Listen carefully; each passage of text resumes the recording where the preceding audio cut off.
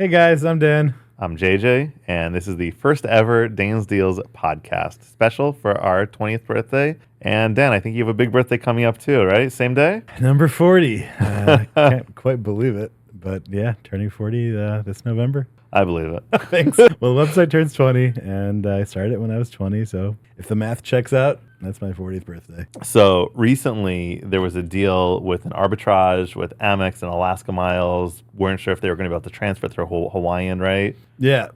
So I had my brother-in-law, who's an actuary, crunch the numbers and figure out some of the calculations on the expected value if you transferred Amex points over to Hawaiian with a 20% bonus. You know, what are the odds? You already lost me. Yeah, I know. We're trying to figure out what are the odds that everything works out, and if it doesn't work out, how badly is this going to work out? How poorly is it going to work out? Do you remember what that calculation was? No, not offhand. I mean, it looked like one of those things in MIT they have on like the chalkboard and like Goodwill Hunting. It was like, solve this. You know? If anybody can solve this equation, you will get all of the Alaska miles. But that's what it was. Maybe they'll throw it up on the screen. I mean, crunching the numbers, it was obvious that we had to post about it, and you had to transfer miles. The only question was, how many miles are you going to transfer? Right. And the big unknown was, are they just going to devalue their whole program before you have a chance to use your miles? Right. Well, the DOT right now under Biden is investigating the airlines or put them on notice for their miles. So I think they're a little scared right now to devalue, right? Yeah, and as part of the merger with Hawaiian Airlines, Alaska was required to promise not to devalue their miles for a certain period of time. So we'll see what that means exactly. Right. But for sure, until it's finalized, they can't devalue. Yeah, I would assume that they would have to really stick with their published charts for now. Right. Okay, that's pretty cool. And so how many miles did you transfer? I transferred over 500,000 miles. I already had, I don't know, around 800,000 miles. With Alaska? With Alaska from transferring over from the previous gamble, which is over from Marriott. Oh, right. When you bought those certificates? Yeah, those certificates for the night. What year was that? About 6 years ago. It looked like it was going to work out. Then it looked like it wasn't going to work out. And in the end, it actually worked out really well because Marriott canceled everyone's certificates and they bought them back for a lot of points. That's right. So it actually was quite lucrative in the end. Right. So I had those miles sitting there. I'm like, all right, well, how many miles am I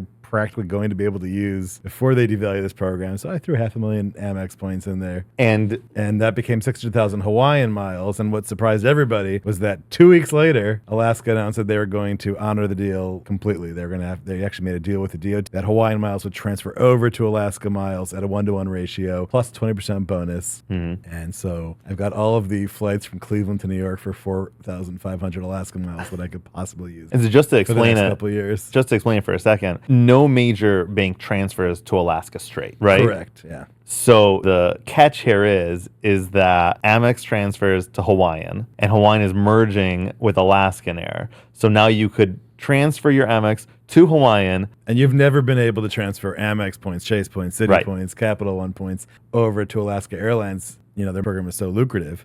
It's only a shame this didn't happen earlier in the year when they were partners with El Al and they had some crazy redemption offers on El Al. Alaska miles to book an El Al flight. Exactly. Right. But even just with American Airlines, the fact that you could book tickets for 4,500 miles and they're refundable besides for the small booking. Do you feel for domestic flights in the U.S., Alaska miles are the most powerful miles right now? Probably, yeah. I think so. Yeah, I would say so. I've been using it like crazy. Yeah, I haven't used Alaska miles in like forever, and now all of a sudden that I know I have this replenishment from my millions of Amex points, I'm just not afraid to use them. And you could instantly transfer Amex points to Hawaiian miles, and then you transfer your Hawaiian miles over to Alaska. Also instant? Also instant, and that's just a 1-to-1 ratio. So right. You could transfer 4,500 Amex points and book that short haul flight in economy, or for 9,000 Amex points, you get that in business class. So let's assume that Hawaiian and Amex are going to end their relationship. Oh yeah, that's inevitable. That's inevitable. And they're not going to partner with Alaska. Alaska doesn't want to be partners with the transfer banks. They want you to use their own credit card, right? Right. So, through Bank of America. Yeah. So they don't want to be transfer partners. Bank of America doesn't have any transferable credit cards like that. So yeah, this is really a limited time opportunity to move Amex points over to Alaska for as long as that lasts. So how long will that last? I don't know. When we have notice, assuming we have notice that is ending, how many Amex points are you going to transfer to Alaska? Let's be honest. The problem is you're always worried about the bait and switch, right? It's probably going to end before the merger closes. And are they going to devalue their miles once the merger closes? I don't know. Yeah, that's a tough question. Come on, cards on the table. Over $1 million? You know, I might push over another $1 million Amex. I'm going to do over $1 million for sure. It's just so valuable right now. It's a risk, but there are other good international redemptions with Alaska still, right? I mean, on some of the Middle East carriers. Sure, there's lots of other great redemptions. All of them are subject to devaluation, right? Now, I mean, I don't think that they're going to just triple the cost of their awards overnight to make it comparable to what British Airways is charging now for the same short haul flight. But you never know. Right. So there's going to be risk there. Yeah, it's going to make sense to push over more miles in the meantime. So yeah, and then if you really wanted to maximize it, I think the most you could do in one transfer is 999,000 Amex points. Okay. And you do pay a small fee when you transfer Amex points over to domestic U.S. airlines. They do charge an excise fee recovery surcharge. So that's capped out. How much are you looking at? Yeah, I mean, it's like maybe $150, something like that, but it caps out at that amount. So whether you transfer, once you get to about, I don't know, 100,000, 200,000 miles, I'm not sure, I don't remember what the exact number is, maybe 150,000 miles, you don't pay that fee from 150,000 miles up to 999,000 miles. So if you're going to do a big transfer, one shot. Yeah, do it in one shot. Yeah, 999,000 miles, I think is the maximum you can do at a time. You can do more than that. But yeah, having those higher increments will lower your effective fee that you're paying. You know, it's not a huge deal, the $150. Yeah. When you transfer over a million points, but yeah, something to think about. It's very cool. Yeah. All right, I have a bunch of questions that reader sent in from Instagram, our forums, and let's just try to go through some of them together. Sure. All right. First of all, congrats on 20 years and on your 40th birthday. Thank you. Second of all, let's zoom out for a second. 20 years ago, before you started DansDeals, what did you think you would be when you grew up? General manager of the Cleveland Indians? Yeah. I mean, that was a thought. I liked the analytics side of it, and I loved baseball. On my flight over today, I flew in today to do this podcast from Miami to Cleveland. The guy sitting next to me I was so geeking out. He had two screens on the flight. One screen was showing all the Guardians pitchers in slow motion, and then he had evaluation forms. And he was literally writing the algorithmic code for the Guardians on what pitchers to keep, renew, and how to change their games. So Moneyball, 35,000 feet in the air. Yeah. That's awesome. It was amazing. And then we talked about the season, great run.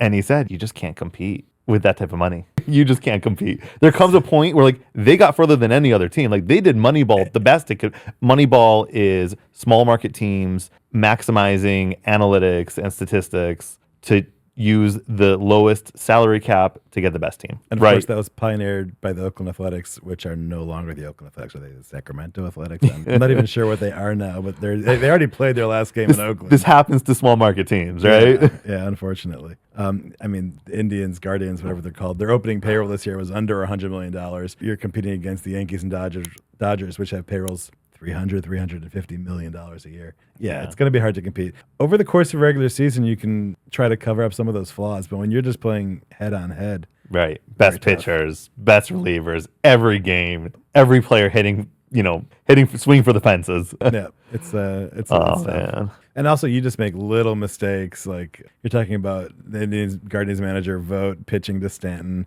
when you have first base open. You make those little mistakes. And two games in a row. Oh my God. 2 in a row is game 4 and game 5 where Stanton made him pay for that. And you had first base open. That's a tough I think the Yankees intentionally walked Jose the inning before, right? Yeah. The inning before. And Jose wasn't even having a good series. Right. Meanwhile, Stanton is just hitting home runs like crazy against us. So. And they pitched to. Yeah, it's going to be tough to beat. And then when you make little mistakes like that, I mean, it's a rookie manager. We'll give him the benefit of the doubt. I think he learned some lessons from that. He had a good season. Great season. Great season. Yeah. Definitely outperformed. All right. So Indians manager. Was that really a thought when you were 20 years old, 19 years old? To be the general manager? Yeah. That sounds like 9-year-old Dan. For real, 19 years old. Yeah. We had a lot of doctors. We come from a lot of doctors in the family. So I definitely didn't want to become a doctor. Yeah. Never a thought. That was never a thought. Okay. That was one of my 3 options as a kid. What were the other 2 options? Well, I was always going to be a lawyer. That was since second grade. Every single teacher told me, you have to be a lawyer. There was a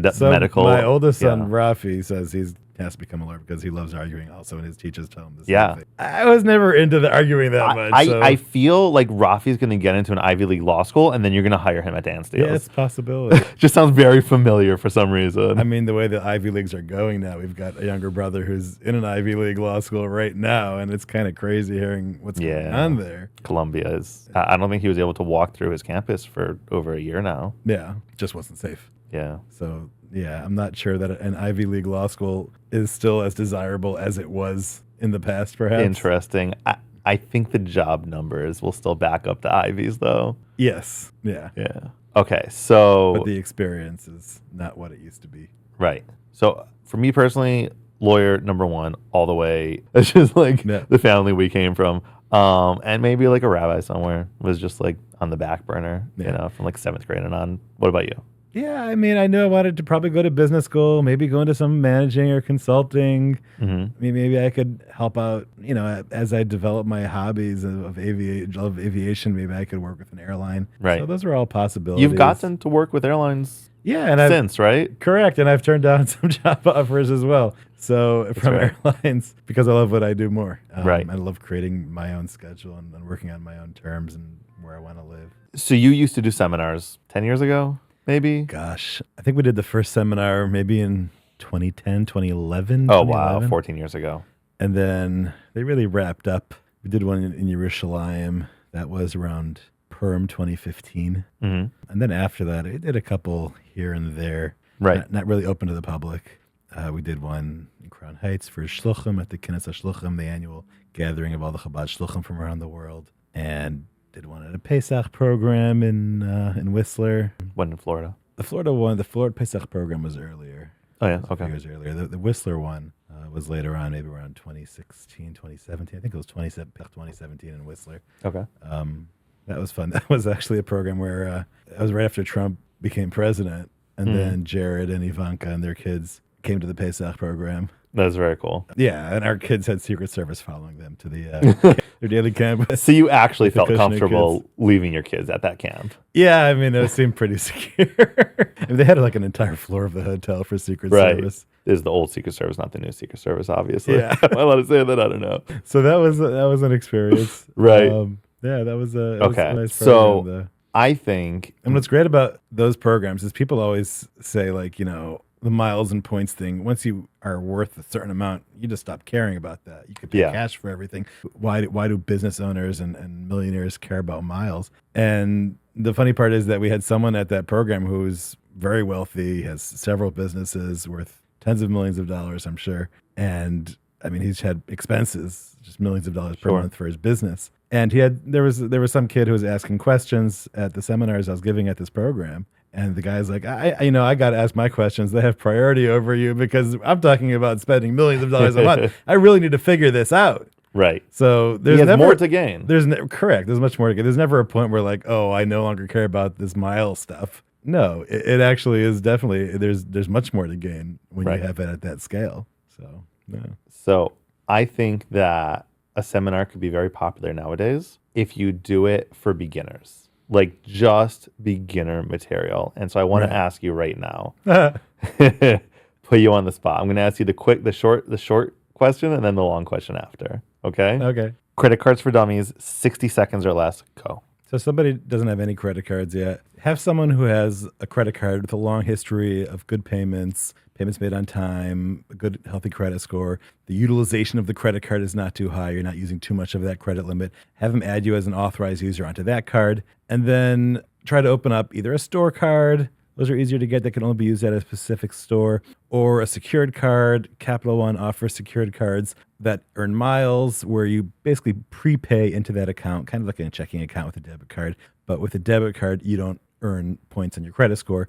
Versus a secured card, you do earn points on your credit score. Okay. A few months after that, you should be able to open a basic, no annual fee credit card for most banks. Okay. Awesome. Yeah, once you go from there, the sky's the limit. You can start getting more premium cards after that. You want to just work your way up slowly. So at each stage, give it a couple months with that basic credit card. Then you can work your way up to the premium cards that have those large bonuses to them. Are there any pitfalls people have to know about before opening the first credit card? Yeah, I mean, absolutely. The way credit cards work is that it's great for the banks and it's great for consumers and it's great for the airlines. It's really bad for the person who falls into a debt trap. So So a bad consumer. well, someone who just spends more than he can, someone Okay. who spends more than he would spend if he was using cash. So you have to be cognizant of that and not fall into a trap of debt where you're paying a lot of interest. That's what makes the business of credit cards work is people do fall into that debt trap. So Sure. don't be that person. Yeah. How does somebody know if they're that person before they open their first credit card? I think people know their tendencies, whether you have whether you're going to spend more than you can afford to spend.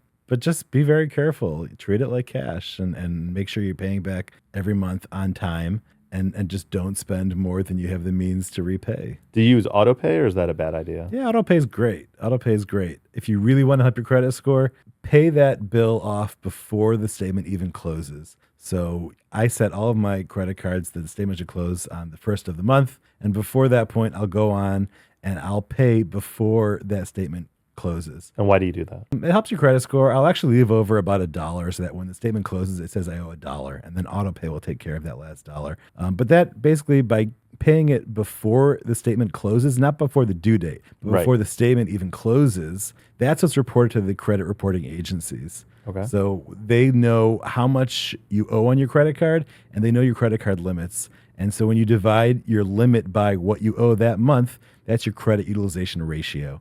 So you want that to be basically on every card that you're just using $1 every month. That's how you. And $1 better than $0. Yeah, with $0, they don't know if the card's active. They don't know if you're really using it. With $1, you're using that card. You're just not using 99.9% of your credit line. Okay. So $1 shows that it's active, and it lets the credit reporting agencies know that that's a good credit card. You're paying it back on time. You don't owe too much on it.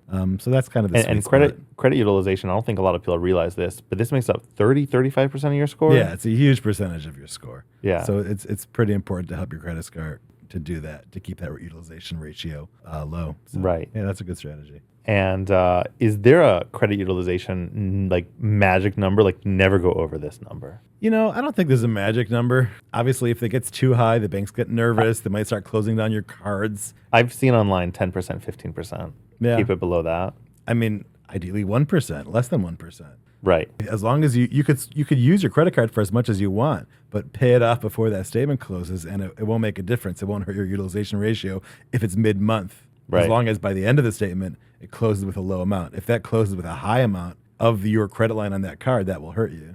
I think the biggest myth about credit cards is that if you open up too many credit cards, you're going to have a trash credit score. Yeah, I mean... Is that accurate? I've opened up, hundreds of credit cards. What else is important for a good credit score besides credit utilization? Yeah, things like having a mortgage or having a car loan, those are good for your credit score. Those, assuming you're paying them off each month. Assuming you're paying them off on time, of course. Right. Yeah, basically just make on-time payments. Mm-hmm. If you open credit cards, that's part of your new credit. That makes up 10% of your credit score. So you'll lose a couple points when you open a credit card, but that doesn't affect your score for the long term. So after about 6 months, those really won't affect your score as much. So you don't need to worry about that too much. Don't sweat the small stuff. Right. The real big things are the payments, the credit utilization ratio, how old are the accounts. So you don't want to close down your oldest credit card because that establishes the length of your credit history. That's a great secret. I don't think most people know. Always keep your oldest credit card open. Well, it doesn't have to be your oldest one. If you have a few that are open from the same general time, that's fine. But yeah, the age of your credit file is important. So when you were talking before about when you start off with credit cards, open a no annual fee card, and basically just keep that open indefinitely. Yeah, there's no reason to ever close that for sure. Right. Okay. Now, even if you close it, it will stay on your report for a number of years after that, but it will eventually fall off your report. So it's good for the age of your credit history, and the age of your average accounts and age of your oldest card definitely is part of your credit score. So yeah, keep it open. And what's your credit score? There's so many different ways of measuring a credit score. There's different versions of FICO scores. Right. There's 850. There's 900. If you go on Citi, it's out of 900. If you go on Amex, it'll be an 850 FICO score. Usually around 825 out of 850, though. Amazing. Amazing. And after opening up over 1,000 credit cards. Yeah. It's a myth that opening credit cards is going to hurt your score. Right. You just have to be responsible about it. Correct. Now, if you open a bunch of credit cards and start spending more than you can afford, yeah, that's going to hurt your score when you don't pay it back. Of course. And your bottom line, if you're doing that, you're on the wrong show. Go to Dave Ramsey. He's going to help you more than us. Let's be honest. If someone's going into debt, they should not be opening credit cards on DansDeals. And we say that in our And posts. Dave Ramsey just uses that as just a general rule: is don't use credit cards ever. Sure. He says that nobody becomes a millionaire off opening credit cards, but we've had so many millions of followers everywhere we go that tell us, how much their lives have changed for the better because they're able to travel and see their parents or grandparents or loved ones in cities across the world and make memories and travel on vacations they couldn't otherwise afford. So it really enhances their lives by earning these miles, by earning rewards on credit cards. And if I have a laptop that breaks or anything that breaks is covered by a credit card warranty, that's thousands of dollars that is covered. Or if you ever get into a car rental accident, you're not going to get insurance from your debit card, whereas your credit card will cover the damages. It's happened to me many times in Israel where they often charge you for damage to your car. Oh, yeah, they do. Again and again and again. They just keep charging everybody for the same debit card. The scratch is new. That's $2,000 scratch right there. So having a credit card is invaluable for that. Right. He's right, though. If you're going to fall into the trap of debt, that it's not worth it. I just don't think his general rule that this is advice for everybody is correct. It's advice for people that need that advice. Right. Makes sense. Makes a lot of sense. Now, there are airline points and there are hotel points. Can you explain airline miles to me in 60 seconds? Well, originally, airline miles started off not as a way of earning them from credit card. You earned them for flying, and they were just a reward. They were a cost center for the airlines. And the airlines realized that they could be selling these points to banks, and they would pay them for the miles, and they'd make this a profit center. So the airlines also realized that they had seats that were going out unused, which they wanted to sell, but they couldn't sell those seats. So they would be better off giving them away to somebody who earned miles. Now, if a person is earning miles, spending on a credit card that earns the airline money, then that's just as good as them selling the seat. So they're happy to give away those seats. So really, it started off by giving away these seats at a saver reward level, and there were standard award levels. And now a lot of airlines just kind of have dynamic pricing. They don't necessarily have those different levels. Which is the most beneficial to them, of course. It's beneficial to the airline, but it also makes it less lucrative from a consumer perspective. Because if it's just going to be pegged to the value of a ticket, where your miles are worth 1 cent each, why are you going to use an airline credit card earning 1 mile per dollar if they're only worth 1 cent each? You may as well use a credit card giving you 2% cash back, right? There's no point of earning miles. The beauty of the miles So is it's short-sighted, you think? You think it's short-sighted for airlines to make dynamic award prices? I think Delta is very short-sighted, and I think people will eventually wise up to the fact that their miles are worth so little. Right. When airlines create opportunity to earn an outsized reward from your miles, something aspirational, and American United still do that, it's something special, something unique. Sure. If I could earn 10 cents value for each mile that I have, that makes a lot more sense than using a cashback card. So I think Delta is short-sighted. They really push the industry in this dynamic direction, which I think is the wrong direction. It's eventually people are going to wise up to that. So I think it's a mistake for them. Are there any airlines that you see that are clearly bucking the trend that Delta set? Air Canada, maybe? Air Canada has very smart people that are running their program, and they have a complicated program, but one that's fun. Because it's complicated, it has more value hidden in it. So Alaska and Air Canada really do well with that. And I think making sweet spots, kind of like when you go to Costco. Part of the fun of what Costco does is they make it like a treasure hunt. You'll find cool deals and things that you wouldn't expect. Sure. And when you're searching for these miles, you might find a great value. So having those little treasure hunts is part of what makes a program so much fun versus Delta, where that ticket's going to be 500,000 miles. That's not aspirational. That's not fun. Right. So I'm not going to invest in that program as much. Have you ever thought that you modeled DansDeals after Costco's model? That's funny. Fantastic brand. I mean, the likability of Costco in America. Costco.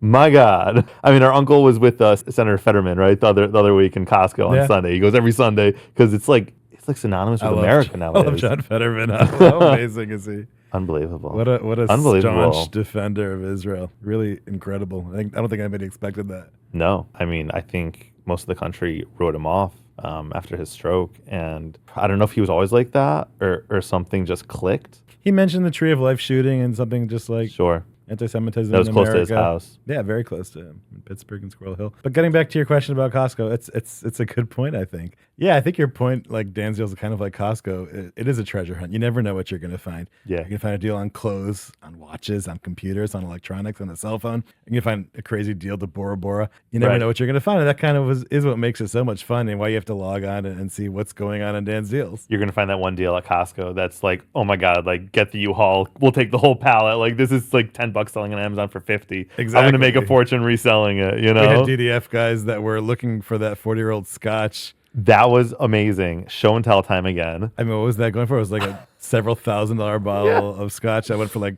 $100-something.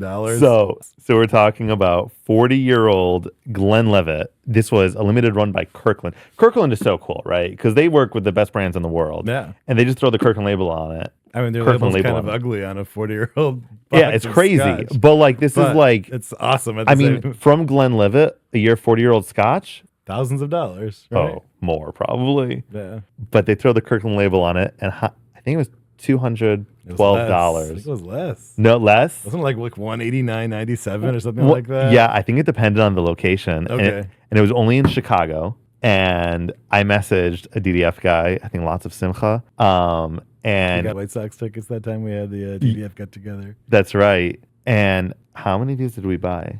A lot. I don't remember exactly, but we Like gave a stupid amount, right? we gave a bunch away to DDF guys Yeah. that were helping post deals. You get 100 hat tips, you get a nice prize. That's We're right. giving an Amazon gift card as well as some 40-year-old scotch. It was a nice. Yeah, nice I mean, I think that was one of the best deals that never made it to the main site, right? Because there's obviously a lot of deals that die or they're too limited, a lot of in-store deals. yeah, they're a little too obscure. There's just not enough quantity that it's worth posting about. Right. Somebody It's will, just in Chicago. They ran around to some Chicago area stores and bought out every store. yeah. So Somebody was asking me, what are the best deals that never made it onto the site that you've gotten in your life? gosh, go ahead. What do you think? I mean, there was a time that I got 500 bags of chocolate chips for free. Also got a few hundred boxes of the Go-Go Squeeze applesauces. I mean, it's The impossible 40-year-old to write about scotch. everything, right? Yeah, some of them, it's just not made for the public. I mean, even now, there's a lot of stuff that if you post it, it's gone in 2 seconds. Right. It can last for years. And I think that's something we So learned you have- about. Yeah, you have to know how to thread that needle. But what kind of deals are going to be deals that are able to survive for a long time if they're not posted? And we generally aren't going to talk about that Right. on the site. We might talk about it in like seminars when we were doing the seminars or on DDF on the forums. I think the best deal that never made it to the main site, and that's because it died first, was United had $5 tickets system-wide. Do you remember that? Gosh, that's a long time ago. Yeah. It was like maybe 11 years ago or so. Okay. And they were just charging taxes. It was like a 3-minute glitch. I think there was one new site that like typed it up, but it was like a 3-minute glitch. And we saw it and we were like, oh my God, go. And they're like, no, we test the deals before we post it. We don't just Always. always got to test it before you share it. And that was, I mean, it was soon after the Delta one where people were Yes. flying to Hawaii or California in first class. You know, $50. yeah. It was New York to incredible. Hawaii in first class for $50. It was unbelievable. Yeah, I was in Hawaii then, and I mean, we went to like the 7 sacred pools, and the whole place was from New York. There were stories of the Delta JFK to LAX flights that were getting delayed because there were so many people with strollers and car seats, and they had to gate check all the dozens of strollers, people that had bought tickets. A lot of our followers have strollers. Good times. That was good. So I have a little surprise for you, and especially for our readers. For our 20th birthday, we are giving away the most incredible prizes you have ever seen in a giveaway. There's over $50,000 in prizes. And if you want to get in on the action, there's going to be one drawing every single day. All you have to do is enter your name and an email address. All right, you're going to like this. Looking forward to the next 20 years of Dan's Deals. I'm going to ask you some business ideas for Dan's Deals and just give me your gut reaction to each of them. Okay. Ready? Open a concierge travel planning and booking service. I mean, it would be super fun to be able to help people do that. Yeah. Is it feasible from a business perspective? It's been tried. I'm not sure that it really is sustainable. Okay. Yeah. So that's a no. I mean, it would be fun. Yeah. And we both love planning trips. Maybe AI will get to the point where it can do that. It could. Like It could. It can't for a kosher traveler. Maybe it'll get there though. Right. You know, if we put enough, can it learn from enough of things that we've posted? Can we feed it enough information? It'll that get there. it'll get That's there? not a question. Okay. Yeah. Well, then, yes, it'll be feasible. 20 years from now, we got it. All right. Open a deal section only for women's deals. Yeah, it's interesting. I mean, you might have to get your wife involved too. My wife Mimi, of course, is involved in Dan's Deals. She That's does right. The advertising department of Dan's Deals. Yeah. I mean, she sent some deals on like maxi dresses. There's like, I don't know anything about it is the problem. Right? We Like, read about things that we know, yeah. and we don't know what's a Right. good deal for that or what people are interested in. Exactly. I think there is a demand though for a women's only section for a deals website. Yeah, that has potential. All right. You're going to hate this one so much. Update the DansDeals forums to a modern WordPress interface that gosh. syncs with one login for DansDeals.com. I guess the question is, you don't want to lose your existing user base, right? So everyone's used to certain formatting and also, But if they've been on there for years, are they leaving because of a software update? possibly, I mean, I've hated some websites that have been updated that lose functionality, familiarity. Okay. So it would have to be somewhat similar. Yeah, it really can you really move over everything that's existing onto a new platform? The also? database you could, for Yeah. sure. That's the easy part. The Okay. question is, how similar can you get the functionality, the look, the feel, Right. and how long is the new software going to last for? Because I mean, SMF, no one's ever even heard of it. Simple Right. Machine Forums, no one's ancient. using it. It's ancient, and I think that's the biggest thing scaring off new people from joining the forums. Okay. So maybe It's a definite maybe. a definite maybe. All right, your retirement age Some days I think I'm never going to retire. So Right. who knows? right now. What's your gut? Oh, gosh. I guess it'll be up to our kids. Are they going to push us out? They're going to want nothing to do with any of this. Probably. Hard to say. Yeah. I don't see it as the type of job you retire from. It's Yeah. too much fun, Yeah, right? I agree. Like, it's what you make of it. Right. And I think it's the best job in the world. I'm glad you think that. I do too. All right, let's keep going here. DansNews.com. DansNews.com. Does that come before or after DansMeals.com? That's on my list. Oh, that's on the list, That's the too. nice question. Okay, that's fair. DansNews.com. It doesn't have to be you writing all the articles. What I don't like about so many news sites is that it's all just done so superficially. It's like, well, this website, we didn't verify any information that we're posting. Well, then why are you posting it? Right. If you can't stand behind your reporting, then what is it good for? Well, it's like any business. If they're dependent on this for their income source, No. they have to keep up with everyone else and they have to do it. So the question is, I feel like if you can't do it right and you can't do it in depth, then what's the point? well, I think that's why people love DansDeals, Right. is because you are being that meticulous and And when careful. we do cover a news story, I interview firsthand. I make sure we get everything right.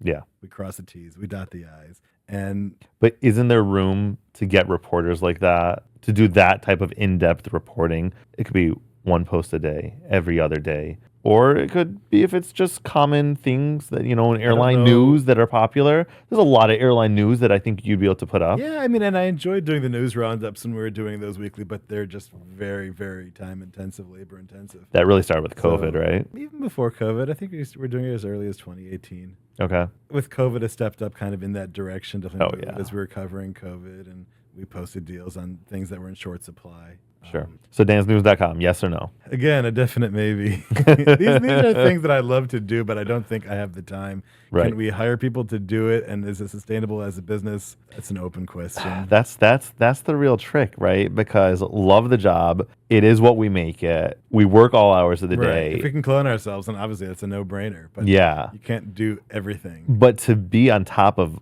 new hires and other people, it's tough. Yeah. It becomes a very different job. And I do worry about burnout Right.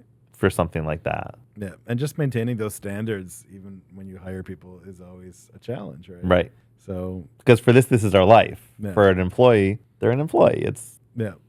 It's So, tough. Another definite maybe there. all right. Dan's Meals with a map and reviews of all kosher establishments in the world. That'd be fun. Open to positive and negative reviews. What's your take on negative restaurant reviews? This is something that It's a tough has one, come up right? a lot And so recently. the Lashon Hara people will say you can't say anything negative, but if it's l'toyel, if it's to save people time and money from going to places they won't enjoy, and if it's descriptive of what exactly you don't like about it, then it should be allowed, right? But if you're opening up a platform for anybody to write anything with what probably will be loose to no moderation, right? Because Right. who could monitor a website that large? Right. I mean, it's We do it for the basically- forums. We do it for the forums, but I think this would be on a much bigger scale. Okay. And where do you draw the line? No. What is critique? What is constructive?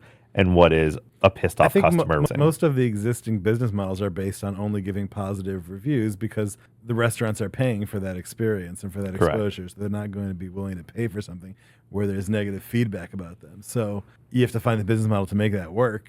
Right. I think it could do great. Yeah, it'd probably be awesome. I think it's going to upset a lot of people. All right. So we're definite maybe. yeah, we're going to go with that again. All right. What are your favorite kosher restaurants right now? Favorite kosher restaurants? Don't think about it too hard. Just your favorites. Yeah. In Manhattan, Tabernacle and Barnea are awesome. Yeah. Awesome steakhouses, really great ambiance, really great service. Abaita is in a league of its own in Manhattan. Just great pizzas and pastas. Sure. Favorite pizza? Favorite pizza? Probably Pizza Time. I think Pizza Time makes it really great. Is that in Flatbush? Bar Park? I think it's Flatbush. Yeah, Flatbush. I think it's Flatbush. cash only. I think Portnoy gave it a crazy good rating, right? I mean, I have like, I don't know, $6 cash in my wallet right now. Like they're telling me cash only, and it's like $5 a slice. I'm like, oh gosh. Here's the nearest ATM machine. Yeah, Portnoy gave it an 8.2. He liked it. Amazing. Amazing. It's just great pizza. Yeah, no flop. All right, where else? Tier Sir and the Herzog Winery. In LA. It's so beautiful there. It's really a destination there. Yeah, that's awesome. That's an awesome place. The Barreca's place in the valley. Have you been there? Yes, I couldn't believe it. Yeah, it's amazing. It's ridiculous. Just buttery, delicious Barreca, savory and sweet, and Yeah, that place is awesome. Lenny's Casita in Los Angeles is great. Jeff's is a classic. You know, Sure. your Wild Western Burger. I think they added it on the menu now, the Wild Western Burger. Yeah. I don't think it's a secret off menu anymore. No longer a secret. Secret is out. That's right. I mean, Miami have so many good ones. Bamboo's incredible Chinese, probably the best Chinese anywhere now that Chinglish in Las Vegas closed down. Yeah, I think they sent you like a signed menu, right? When they I closed. do have a signed menu. That we were big fans of them. We sent a lot of people over there. Yeah, show that menu for a second. We have the Dan Chinglish with hard cider. That My place was gosh. special. Oh my gosh, that lemon chicken. Oh my goodness. We're a sucker for lemon, That was but everything they made was just, even the sweet and sour chicken, it was just elevated. It tasted delicious. It tasted fresh. yeah, Something was not your greasy standard Chinese fare. 100%. Bamboo gives a good greasy fix. Yeah. like Bamboo's you great. want that, you know, a little bit. Bamboo's great. Yeah, they have some good dishes. Street Kitchen. I mean, Asiatica. David is so talented at Street David Kitchen. Bembray, yeah, I he's mean, great. when He's he's great. on, Those bao buns. it's gonna rival any kosher restaurant in the world when he's on in the kitchen. Yeah. Yeah, for sure. But Mendel's here in Cleveland is great too. We love having it here. You got him to move to Cleveland, right? Yeah. I mean, I definitely had a part in it. We helped, definitely helped make that happen. Yeah, I had his hot dogs at the Prague and Oh, the that's Guardians got to be game. the best kosher stand in baseball. It's It's phenomenal. not even close. It's so It's good. not even close. I mean, we had the Yankees like Legends food that was it's a league of its own. You can't. I mean, it's literally like a restaurant when you're sitting in Legends Suites in Yeah. Yankee Stadium or the Champion Suites where you have the food delivered. Yeah, to- I mean, you're getting steaks at a game. Like you can't compare that to hot dogs at a game. Correct. And nobody would compare hot dogs to a $100 steak or whatever they're giving you. But Mendel's stand open to the public Versus like the general, like just Yankee Stadium or City Field hot dogs, which are just like barely cooked. They serve it to you cold. They're really just kind of yeah. rubbery and I mean, disappointing. don't get me wrong. Eating a dog at a game is nostalgic Dog and a amazing.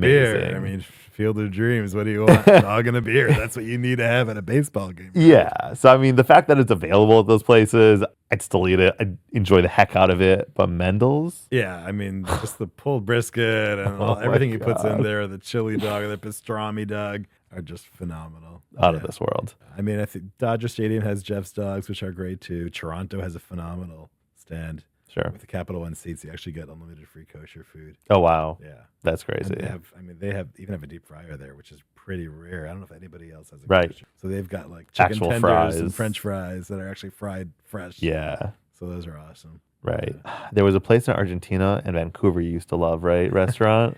Asian in Buenos Aires was probably my favorite restaurant ever. Had some really great meals there. Yeah. And I've flown down to Buenos Aires just for that. I mean, to be fair, there was a glitch.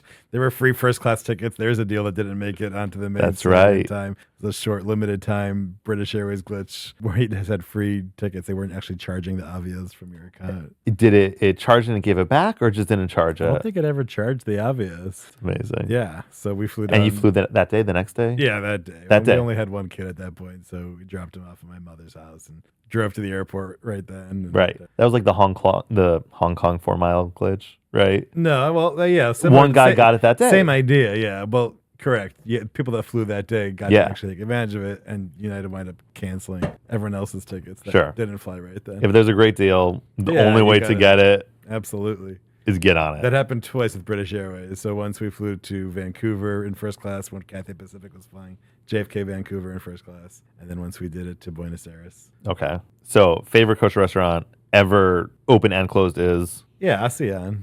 ASEAN in Buenos Aires. Chinglish is up there. Chinglish is pretty great. Shameless in Las Vegas. Okay. Yeah. How about the Israel kosher scene? Any favorites there? You know, Israel's so complicated just because of the Heckscher issue of Sure. what Mahadran is. You're going to get us canceled if you say what your favorite is. Is that what you're trying to tell me? Everything is delicious there. Just go to the Shuk and get some falafel from Aisha, which is Yerushalayim Mahadran Rabbinut, or the Knafe, which is also Rabbinut Mahadran Yerushalayim. Sure. Hatch is there that just makes great beers and frozes, and yeah, just there's so many great places in the Shuk right there. You really don't need anything else. It's Right. just such good food. Pizza wise is incredible in Yerushalayim. What's it called? Just saying, just pizza. There's so many great pizza stores in Yerushalayim. Which is amazing because our first time in Israel, there was no pizza in Pizza Israel. has gone. It was from being like a 0 to a 10. yeah, like an Pizza actual scene- 0. I don't know if people understand how bad pizza was in Israel 20 years ago. I mean, it was. Yeah, Yeah. yeah. And now there's I haven't been to Israel in a while. There's amazing pizza now in Israel. incredible pizza in Israel. That's awesome. In Yerushalayim, La Piedra is Mhm. phenomenal. It's just up the hill from the Waldorf, right across from the Great Synagogue and the old Sheraton Plaza, Leonardo Plaza now. And when did that pizza revolution start in Israel? I don't know, it's got to be the past 5 years or so. Okay. I feel like over COVID, when the whole sourdough craze happened, Yeah, I feel like a lot of sourdough people got pizza. into the pizza craze Kraft as well. Pizza makes great sourdough pizza. I like the one in the city more than in the Shuk, actually, for Kraft Pizza. Okay. Yeah. Anthony's Pizza also. Yeah, those are all phenomenal. I have to go to Israel. It's crazy how the pizza scene there has gotten so good. It's crazy. Yeah. Better than America? Better than Pizza Time? Oh, I mean, you can't compare. Those are more authentic Italian style pizza stores. And Pizza Time Nepalese. is just a great New York slice of pizza. What we grew up with. Yeah. I mean, Abaita makes also very Italian, Yes. artisan pizza versus the New York slice, which is Pizza Time, Saba's. Right. If you have an itch for pizza, that's what you want. Yeah. Got it. Okay. I mean, Paris, though, has the most incredible restaurants. The croissants from the Reserve are just mind-blowing. Like, breakfast there is one of the most special treats you'll ever have. Is it? Dessert. I brought in some treats from Miami, from Moran, and Moran is great. it doesn't compare. Not even close. I mean, Wow. not even 5% of how good. Wow. Really? Yeah. The Reserve in Paris Is unbelievable. croissants. Like the Park Hyatt Paris gives free breakfast from a place called, I think, 25. Okay. They're good. They're probably comparable to what Moran is making. The Yeah. Reserve just blows everything out of the water. The croissants there are just, you bite into it and you see people crying. I mean, it's that crazy. Yeah, I mean, they also have crazy cheeses there and breakfast food Right. and drinks and everything. But Chol they're- Yisrael, Pas yeah, Yisrael. Chol Yisrael, Pas Yisrael, yeah. They must be making their own cheeses and butters then. I mean, they're doing incredible things there. Really, really Right. phenomenal. There's so many great restaurants in Paris, though. So that's always a fun city to tour. Rome has amazing. Baguette Milky. That's yeah, exactly what I was Baguette about to Milky, say. I was exactly. there. Yeah. My Johannesburg goodness. is really the sleeper place for kosher food because Okay. so many great places that it's dirt cheap. Sure. Like we That ordered labor like a costs plate- nothing. Yeah, we ordered like a plate of ribs and onion rings, everything, and it comes out to be a few bucks. It's really crazy. Sao Paulo, where DansDeals was started, also really cheap meats, right? Yeah. But Johannesburg really was a good combination of high quality food at low cost. The place there called Next Door had amazing food, and there's Nando's is fast food, Burgers and Brew. Nando's is kosher? There's a kosher Nando's. Yeah, there is a kosher Nando's. Oh, come on. Is Nando's in America? There No, is. it's- Yeah, it's there's very Nando's everywhere. London Yeah. based thing, but Yeah, there's one branch that's kosher in the world. And we actually tried really. bringing a branch to Cleveland when we were looking to open a restaurant here. We contacted them. We talked about it. They were not interested in opening any more kosher branches. And so is that like crispy chicken sandwiches type stuff at Nando's or burgers? Chicken, yeah, all sorts of chicken dishes. Yeah, I mean, their best thing might be their peri, the spicy potato wedges. which are Really? just mind blowing. Like French fries, but like love soft, it. delicious mashed potato inside, but crispy shell, and it's Yes. just so good. That sounds like the chip we had at Nia in Surfside. Yeah, Do you remember those artichoke? similar, but yeah, nothing close to it. Nothing close. The spicy peri Wow. peris are just unbelievable. That's awesome. Yeah. That's awesome. RTG there had great, amazing Asian dishes in Johannesburg. I know where I think has the worst kosher scene country in the world. Oh, I that's want easy. I want to say it on the count of 3 together. 1, 2, 3. Australia. Yeah. The food is so bad So there. bad. My goodness. I went I there. know they're a former penal colony, but you're not supposed to serve prison food in restaurants. Stop it. Why? Oh my God, we're getting canceled in Australia right now. Wow. I went there with Ozzy Bacher, I'm sorry. I went there with my family for Pesach, and we're like, this is gonna be great. We're gonna buy like hot dogs. We're gonna road trip the whole Pesach. We're gonna see the whole country. We bought hot dogs. We boiled them. The case fell out. All the stuff fell out from the inside. We're like, no. And like Sydney had one great kosher restaurant, Catsy's, which had like these ribs. They were good. Okay. I don't want to say great. It was great for Australia because we were there for a few weeks. And there wasn't much to eat there, and it closed. If you go to Australia, closed over COVID. If you go to Australia, you're there for a few weeks. I mean, yeah, you got to make your way around. Right? Yeah, and they closed over COVID, so there's really. I was looking into it now. There's really not much there. It's pretty brutal. Crazy. And Melbourne also just had nothing. Really surprising. Yeah, I was in a Melbourne restaurant. And I went to use the restroom, and I think it was a hole in the floor. Oh my god! Like actually, if memory serves me correct, and I think I don't want to say that's representative of the kosher food scene in general, but maybe. Yeah, it's pretty bad. Okay. I did like their catering, their airplane food from Lewis was actually really. Oh my good. god! Do you remember that on Singapore Airlines? Yes, was that from the Maldives? Mm-hmm. Maldives to Singapore. We had unbelievable. We had multiple courses. Yeah, entrees on like a short delicious. flight. How long was Yeah. that flight from Maldives to Singapore?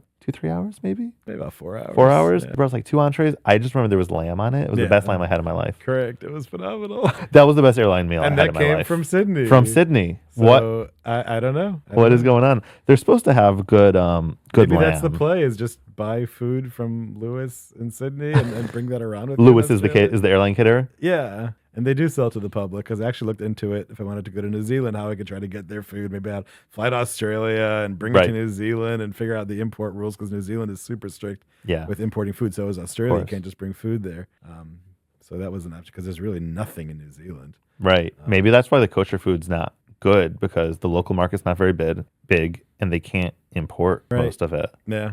So they make it locally. Maybe they just know what food is supposed to taste like down there. I'm not really sure because Brazil and Argentina and Johanna and South Africa all have it figured out. And then there's Australia left in the Southern Hemisphere. And the food's just not very good and it's expensive. Mentioning New Zealand, where have you not been that's number one on your list to go? Oh, New Zealand. New Zealand. Yeah. And I always have tickets to go there. I have tickets now to go there.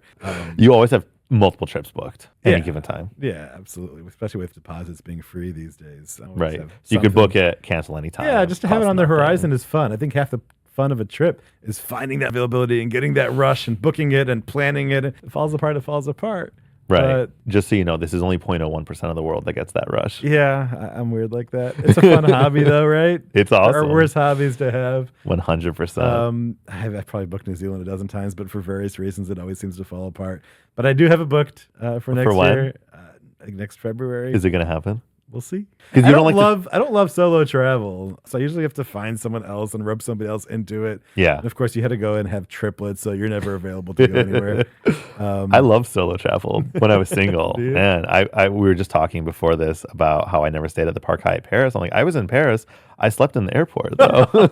and I went around. And I have so many good memories of the Park Hyatt there. It's part of the experience of Paris and using the points there.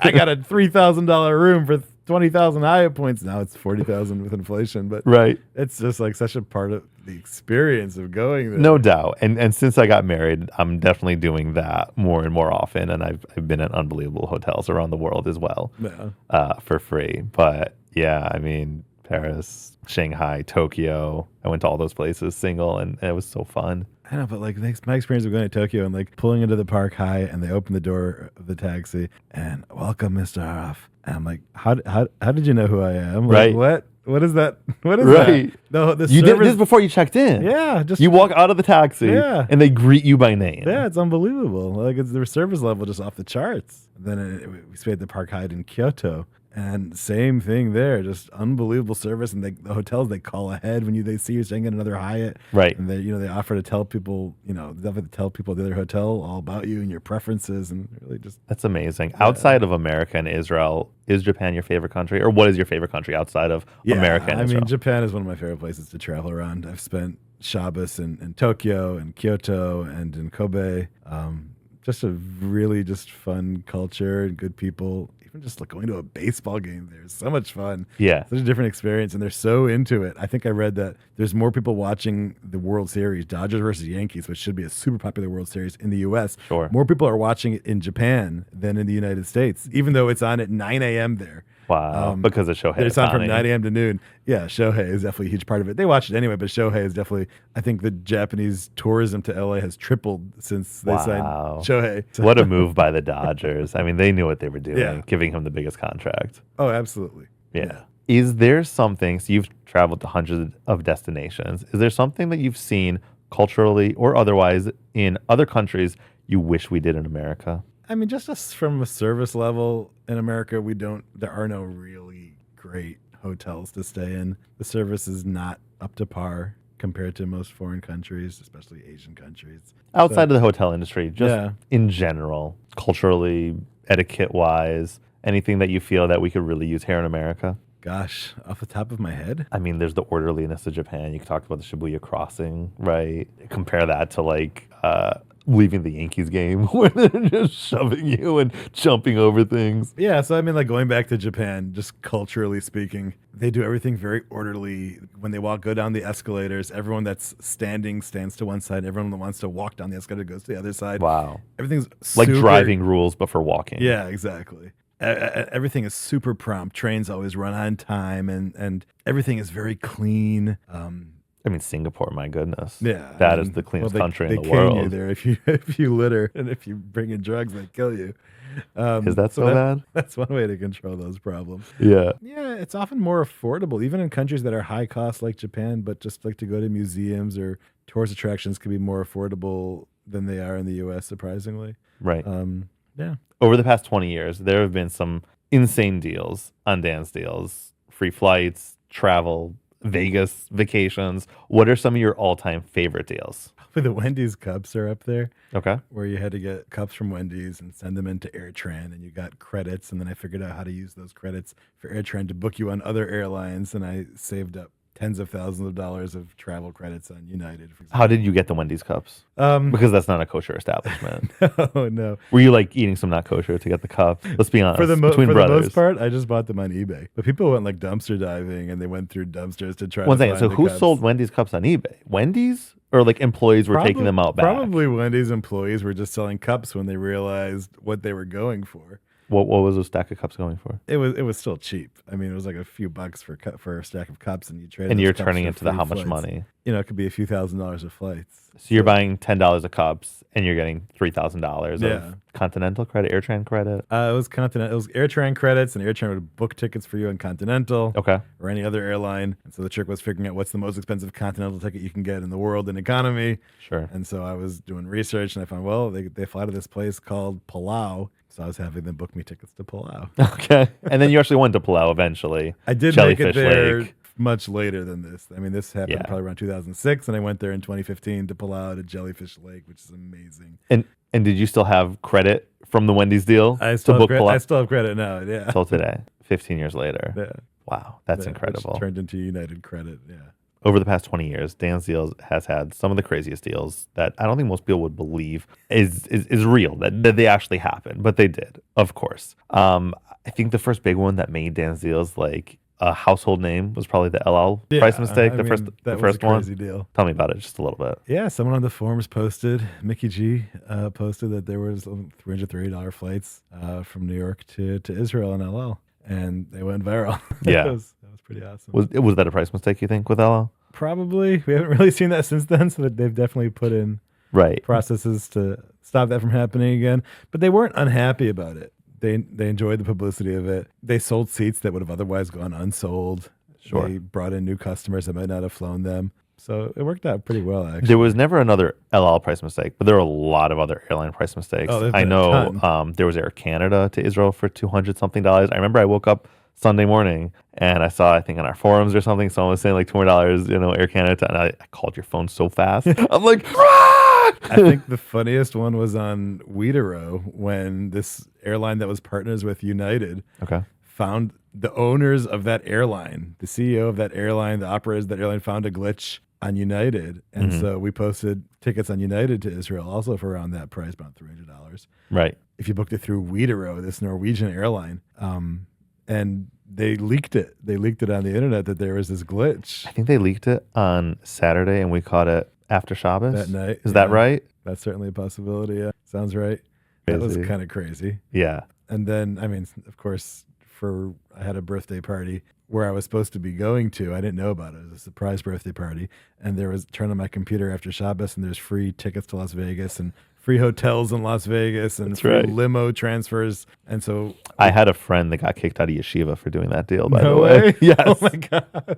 He was gone for a weekend, and the rabbi was like, "Where were you?" And he was in Vegas. There was a free DansDeals. What could he do? I'm posting this deal and I'm writing about how you can get Cirque du Soleil tickets for free and limo transfers and stay in the Bellagio for free and free flights to everything in Las Vegas was free. Yeah. And my wife tells me, so there's a surprise party for your birthday, and it's not just for your birthday, it's also for 2 other birthdays that are also then, and they're all waiting for you. Did you tell her we'll let them go celebrate their birthdays then? So we go there, and everyone there is talking about the deal. Right. They want to know how they could book it. Sure. So someone winds up getting a laptop, and I wind up booking everybody there. The best birthday Vacations to Las Vegas. party favor of all time. Yeah, everyone still talks about it. Like, remember that time we got to Vegas for free? That's That was amazing. unbelievable. What would the let's think. There were some deals that were crazy. There was 4 miles to Hong Kong, right? New York to Hong Kong for 4 United miles. Right, which wasn't honored unless you were For people that flew flying the same right day. away. People that flew within a couple days got it, and everyone else got canceled. There was British Airways had free flights twice, I think, right? But that didn't make it onto the main website. What were some The of the Fairmont deal, I mean, The was probably Fairmont one of deal. my favorite deals. Yeah. For Tell me about it. Yeah, I mean, so Living Social had this deal for $2,000. You got the penthouse suite at the San Francisco Fairmont. Okay. But you also got, in the fine print of the deal, it said you get lifetime Fairmont Platinum status, and you get For those that don't know, Fairmont is a very niche, high scale hotel. All their properties are like castles, picturesque. And it even spelled out Beautiful. that status included a free night for life and free dining certificates for So life. platinum spa status certificates came- for life. Came with all these benefits, including a free room every year for life. And so Living Social at the time, for every 3 deals you referred, you got 1 for free. So I wound up with 9 free lifetime platinum accounts. Wow. Yeah. So 27 DansDeals people got the deal. Well, at least bought it through my link. Other people made their own Congo lines, and, Sure. and so more people got it. I think there are about 115 people in the world that bought that package. That package. Yeah. Wow. So that was pretty crazy. Yeah, but I got to stay in some really, really incredible Fairmont hotels all over the world. You know, from Dubai to Maui to Vancouver to Mexico. Yeah, and So- we both benefited from that deal. And full disclosure, we enjoyed those stays so much. We both have Fairmont beds Yes, in our homes. exactly. And we stayed at the Singapore Fairmont. Was that right when we were going to the Maldives? Yeah, that was right. Yeah. So that was a fun deal for sure. Yeah, that was amazing. My personal favorite deal, Elevated. I got my wife, I think, 6 or 7 pairs of Jimmy Choos. Yeah. Oh, Mimi for sure has that many Jimmy Choos and other shoes as well. Yeah. Was it $24? Was it? There was a code brought down to $19.99 if you knew what you were Okay. doing. You overpaid by $4 for those I don't know what's wrong with you, $4,000 shoes. That was fun. That was amazing. I mean, see, yeah, my wife has in her closet now $7,000-8,000 worth of shoes. That cost me $100. That was the best, and I sold a lot of them online because I was at some point they started selling out, and I'm like, just buy every size. Right. Let's go. Yep. So I actually made profit on those. that was my favorite deal ever. Yeah. And then I think the company closed like a month later. They're probably just clearancing them out. They're just trying to get rid of all their stock. You know, they bought distressed stock. People don't realize that about price mistakes, that often the item is costing Amazon, whoever the company is, so much to store it, or so much because other things could be selling more right now, that they do drop the prices and they want to get rid of it. Yeah. For sure. Yep. Your favorite redemptions of all time. I think we have some show and tell to show people. I want to grab some stuff and show it off. Oh, what do we have here? I mean, you got first pitch of the World Series, stealing second base, Cubs game. I mean, so yeah, this had to be my favorite redemption, was redeeming the 1,060,000 Starwood points to throw out the first pitch at Game 7 of the 2016 World Series. Let me see the ball. Cubs at Indians, now signed by Corey Kluber there, Wow. who pitched in that World Series a few times. I love it. It says signed by Corey Kluber. He was the pitcher in that game, or Yeah. in that game, and it says always next year, Dan. Which is, That's our slogan here in Cleveland. There's always next year. but we did get to go 2016 to the Cavs championship. That was a lot of fun. That was a lot of fun. That was the best. This is amazing. Yeah, we've got tickets here for the 2016 Game 7. I flew out to Oakland for that to see the Cavs win the championship. I think if you look up like the Sports Center clip right after they won, it says Cavs fans celebrate in Oracle Arena. It has like millions of you got your views. tits out. It's me jumping up and down. This is the Game 7 ticket, $420 ticket apparently, but they were selling for like $20,000 or $30,000. Oh yeah, I mean the Cubs, a joint drought of what 180 years or something. In Game 7, exactly. Unbelievable. Yeah, so we sat in the second row, right behind the Ricketts family, the owner of the Cubs in that game.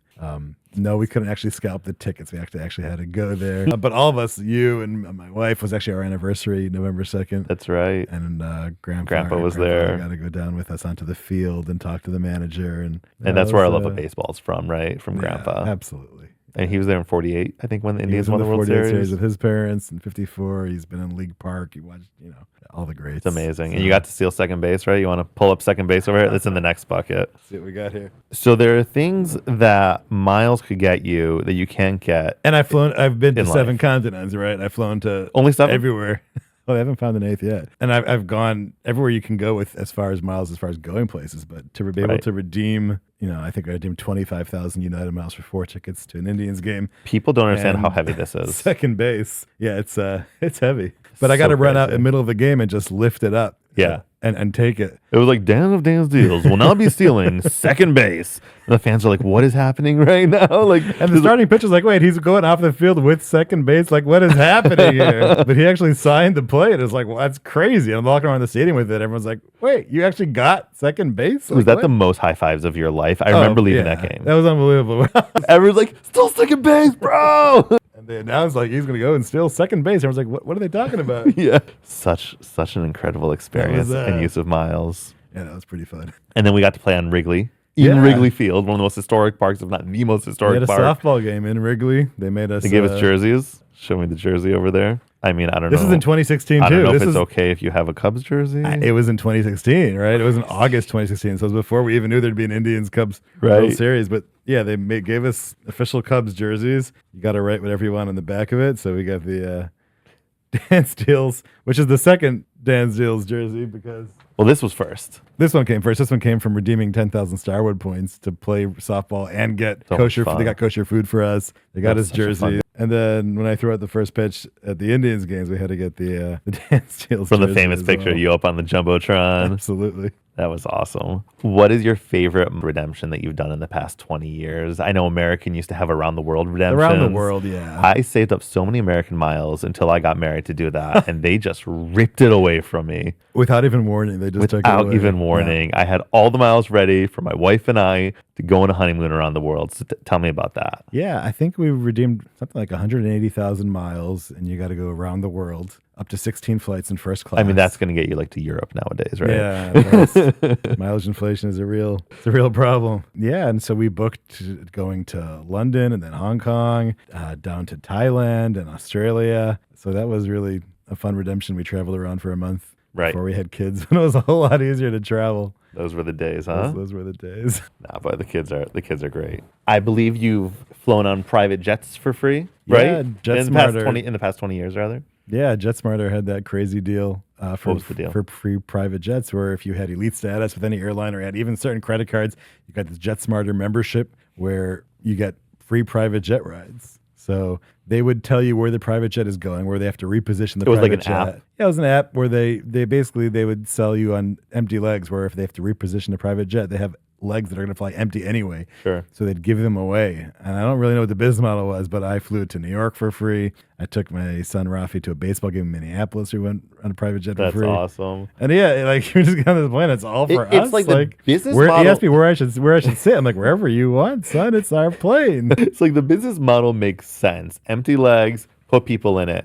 But you got to charge them. Yeah. I think that's where they missed it, right? Yeah. It was the charging Anybody part. can give away flights. That's the easy part. It's charging for the flights. That's more difficult. And you said 7 continents. You've been to Antarctica, that means. Yeah, Antarctica was a fun one. So just really quick, was that miles, money? Yeah, so in 2016, I tried. A lot in 2016? Yeah, 2016 was a busy year. That was a good year. So there was an auction, again, with Starwood. Okay. Oliver Shalom. Yeah. I don't have them around anymore. But they were auctioning off a cruise to Antarctica that I was bidding on. But the company, through National Geographic and Lindblad, said that they wouldn't be able to get kosher food, and you couldn't bring your own food on the on the cruise. So it was going to be pretty tricky to do that. So what we realized after contacting a bunch of cruise lines was the only way to have kosher food on a cruise was to organize our own charter, basically. Right. And because of halacha, because of Jewish law, we couldn't be the entire ship. We actually had to be a minority of passengers on the ship to be able to go over Shabbos. But we found over 50 DansDeals readers who wanted to take a cruise to Antarctica. So we got that final. Truly once in a lifetime. Yeah, I mean, of our course that we chartered here, and we made all kinds of goodies for that. We have our Initial Antarctica trip to Antarctica. Yamaka's in our little penguin here with his yarmulke and sets us on it. That's awesome. Let me see the penguin. Have you named him? Nope. All right. We'll have to work on that. I don't know. This says 2018. And 2016 The auction was was it took 2 years. It took 2 years from the auction until we actually got everything A lot going. of planning. Yeah, there was a lot of planning, although it fell into place really quickly. In 2018, we found out that if we wanted to do a trip with the parameters that we have, because of lots of obscure reasons, we had to leave on a Monday, and there's only a trip in 2018, not 2019. So we actually threw it all together pretty rapidly, about 3 or 4 months. And is that when you met your friend Shualuri for the first time? Yeah, so I asked my sister-in-law where we can get a caterer, because we had to cater the food for that trip in Canada. Okay. Or the ship would go from Canada down and to Rachel, our sister-in-law, is from Argentina. Montreal. And she's from Montreal, and she suggested Shualuri. Okay. And so I asked him how adventurous he was feeling, and he said absolutely adventurous. So he came down to Antarctica with us to cater this trip. Amazing. And he sent food from his catering business in Montreal onto this boat. He had trained on a train to Halifax, and then the boat took it down to Argentina. Yeah, and then he wound up moving to Cleveland to be the manager at Mendel's, which you also brought to Cleveland. So that was fun. It's amazing. And then the branches on the cruise to Antarctica, and then there actually wasn't enough fuel to get us all the way to Antarctica in Argentina. There was a fuel shortage then. So we actually had a detour to the Falkland Islands. Right. Where I never thought I would be. There were barely any flights that you can get there.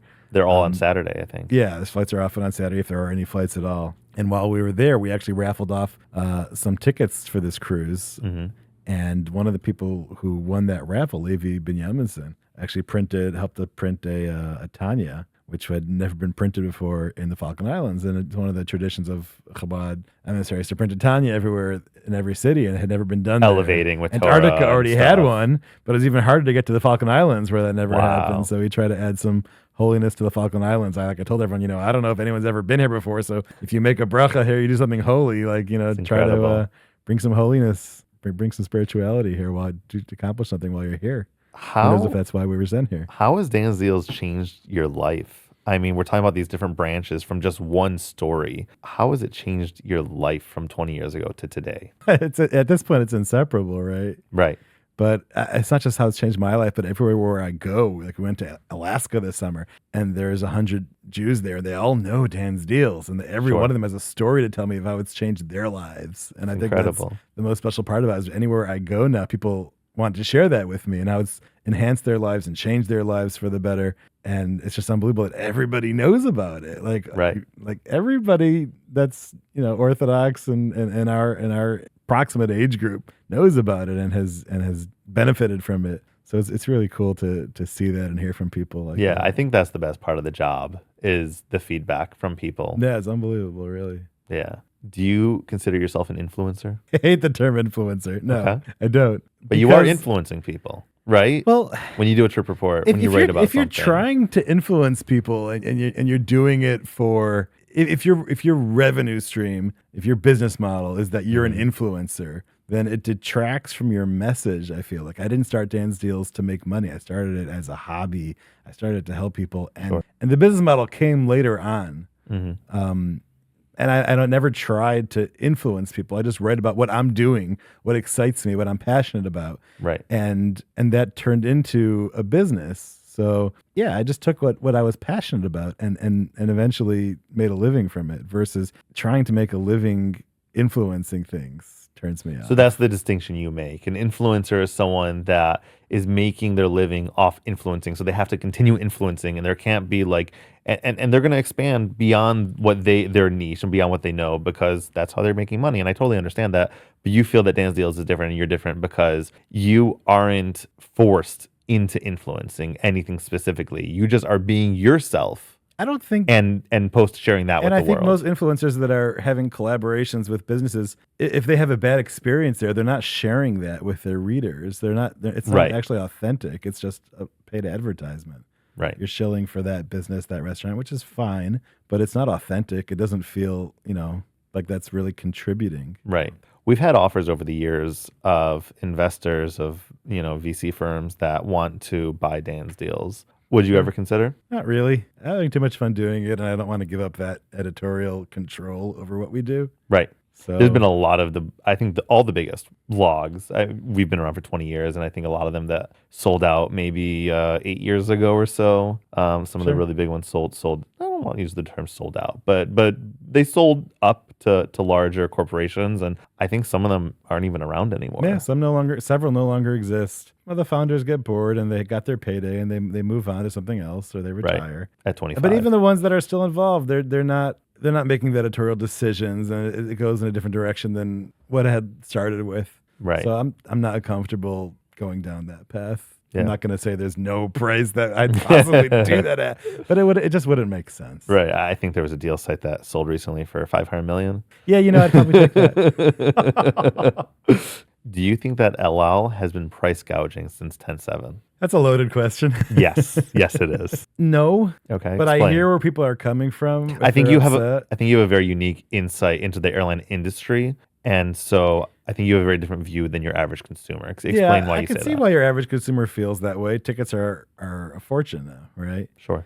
And if you want to fly nonstop between the U.S. and Israel, you're flying El Al. Nobody else is flying. But airfare is always priced by an algorithm which tells the airline exactly what price to sell each seat at so that every seat on the plane is maximized for revenue. And you don't think they changed that since 10.7? No, I don't think the algorithm has really changed at all. I think it's doing exactly what it's programmed to do, which is to maximize revenue and fill every seat on the plane.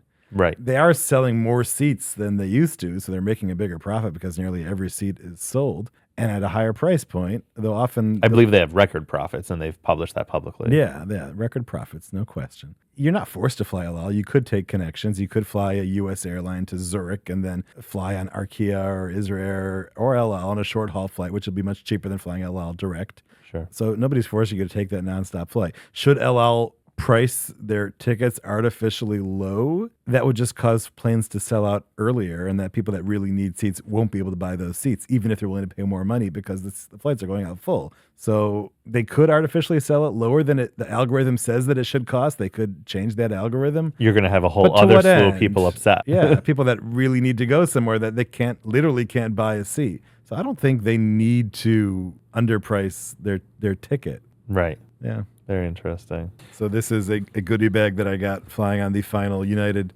747 flight. The 747 is just a beautiful plane, the queen of the skies. And is that your favorite aircraft? Yeah, I mean, it barely exists anymore. I flew it on Lufthansa. They still fly the 747-400 and the 747-8. Are we allowed to fly Lufthansa nowadays? I know they paid out a few $1 million because of our reporting. I think they've done teshuva. I think they've realized the errors of their ways. Yeah, I agree. They've taken some really good steps. Korean Air flies the 747, but that's about it. Yeah, United gave us this whole goodie bag down to the safety card. They're like, take the safety cards. It's all we don't need it anymore. It's all being trashed. Yeah, down to just medallions for the final flight and coins they made. It was just such a cool experience flying. That was on San Francisco to Honolulu. At what point did you know you were an aviation geek? Yeah, I mean, I just love flying. I always feel the need to travel. I've been flying. I think I have like 4 years of consecutive months that I've flown in a plane now. Since COVID.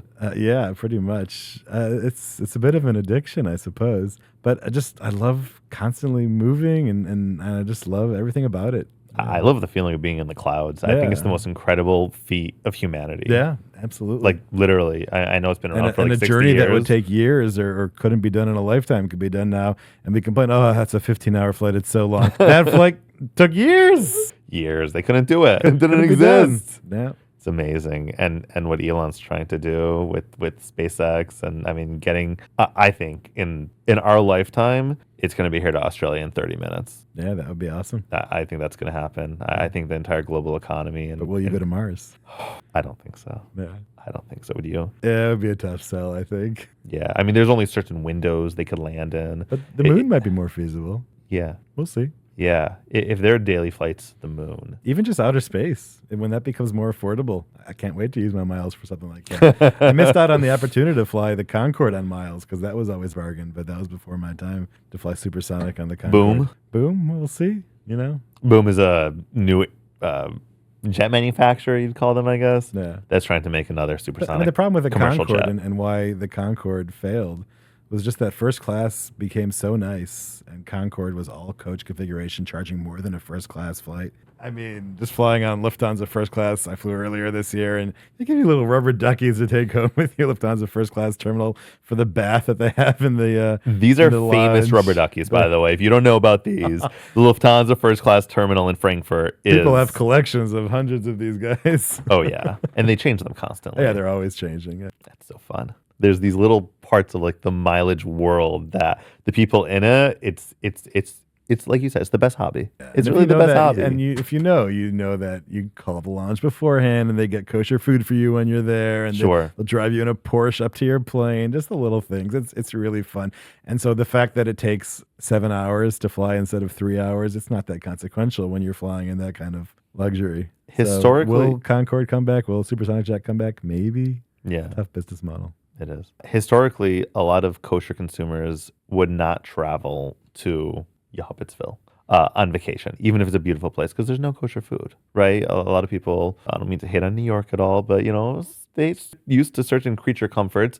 What are your methods? What are you doing nowadays to buck that trend? Because I want to say that I think DansDeals has strongly encouraged people and gotten tens of thousands of people to travel to more exotic locations. Yeah, I mean, eventually going to Miami is boring, right? There's a time and place for a 2-day trip to Miami. I mean, I moved there, so Is it boring yet? I'll let you know. Fair enough. I feel like it's a good place to vacation to, but I can't do the summers there. So what are you doing as a kosher consumer to be able to travel anywhere? What are your secrets? Yeah, the polar bear bag is something that's definitely critical. What is that? Because it's an insulated bag that you can check under a plane, and it fits lots of food that you can freeze, and you can put, frozen milk and things in there that will also keep everything else nice and frozen. So I've flown with one of those to Palau or to Guam or to Svalbard up by close to the North Pole and down to Antarctica and the Maldives. We've traveled with that. So it just keeps your food good and frozen for several days. Sure. And if your hotel room doesn't have a freezer, you could even load it up with like ice cubes and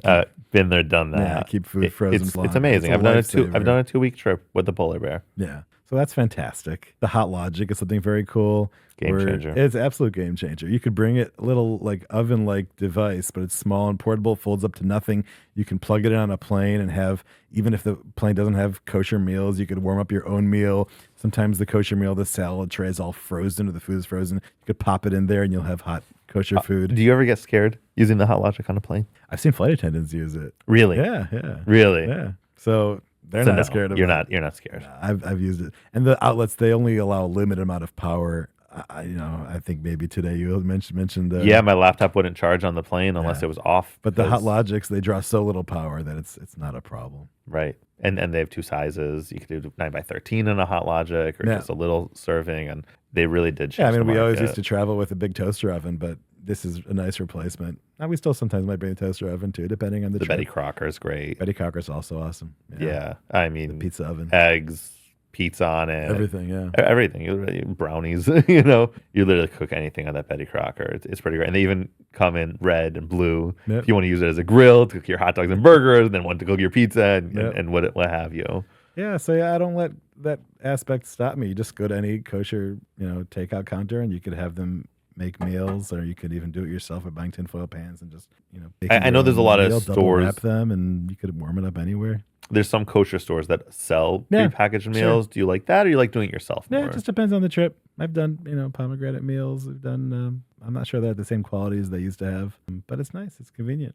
It's hard to keep up that quality when the prices of everything goes up and what you're able to charge for those. Yeah. What is the biggest mistake you see people doing with points and miles? You really have to know how to maximize your points and miles. So you don't want to use your miles for shopping at Amazon.com, where you might only get... I know when I go to checkout, they're like, do you want to use your bank points for 1 cent off your purchase? Not even. You might only get like 0.7 cents for Amex points at Amazon. That's bad. So that's a terrible redemption. They do offer sometimes promotions where you could use 1 point and get $15 off. That's awesome, but don't use more than 1 point. Right. But also, if you just look at a travel portal, you might not get a great value for your miles. So if you're trying to redeem miles for a paid flight, on some cards it can be worthwhile, but on other cards it's not worthwhile. So you have to know which card you have and the value of your miles. Oftentimes you may be better transferring those points to an airline where you can get a better value for your miles, but sometimes it could be worth using the portal. You just have to compare and see what's the best value for your miles. How much is a paid ticket? How many miles do you need?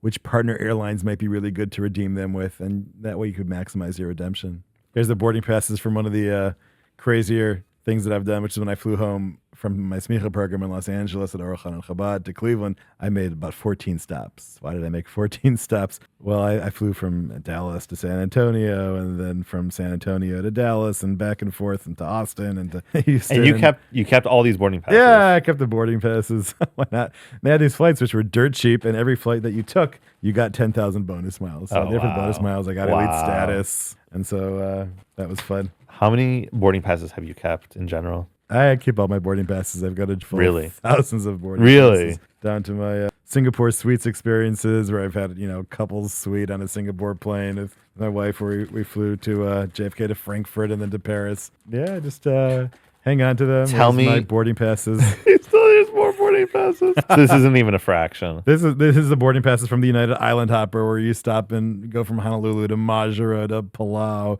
And you stop in Kwajalein and Shuk and Kasrai. Yeah, so I hang on to him. That's awesome. That's fun. Can you really quickly rank your favorite airlines? Plane, award program, what you love about each one? Just really quick. Yeah, I mean, as far as like an award redemption is concerned, I love flying on the Asian carriers. JAL is an awesome first class experience with miles, and ANA. So both those Japanese carriers are amazing. Cathay Pacific from Hong Kong. You really love Japan. Cathay Pacific Hong Kong base is also awesome. Is that as good since the protests there and everything? I don't know if Hong Kong is quite the same as it used to be. But Cathay, you think is? Yeah, it's still great, and they're launching an awesome new first class product. I think you said Cathay is the best bed in the sky. Yeah, most comfortable bed for sure, for sleeping and for sitting. It's not as private. It doesn't have the showers of Emirates or Etihad, which are a lot of fun, but just very comfortable. Right. Yeah. So Lufthansa, like I said, is always a fun experience just for their first class terminals and lounges that they have. I think the craziest thing is, and someone that hasn't flown first class literally won't believe this, you could get off a 12-hour flight and be like, do I have to get off? Yeah. I don't want to get off. Spin it around again. And that's not an exaggeration. Yeah. That's not an exaggeration at all. Back in 2010, we flew Lufthansa first class on a trip where I had planned an entire surprise trip using a U.S. Airways kind of around the world award redemption in first class. And I didn't tell my wife, Mimi, where we were going. So checking in the airport in Cleveland, I had her wait and not see where we were checking the bags to. That is so fun. Yeah. So we went to Zurich in the first, and then we were flying from Zurich to Paris via Frankfurt. I'll be on Star Alliance carriers and based on award availability, of course. Right. And then in Frankfurt, or was it Munich? It's been already 14 years. But the first class lounge agent was like, oh, so where are you traveling to? And I said, my wife doesn't know. And she's like, oh my gosh, that's the sweetest thing I ever heard. So she's like, just hand me your boarding pass. I won't say anything.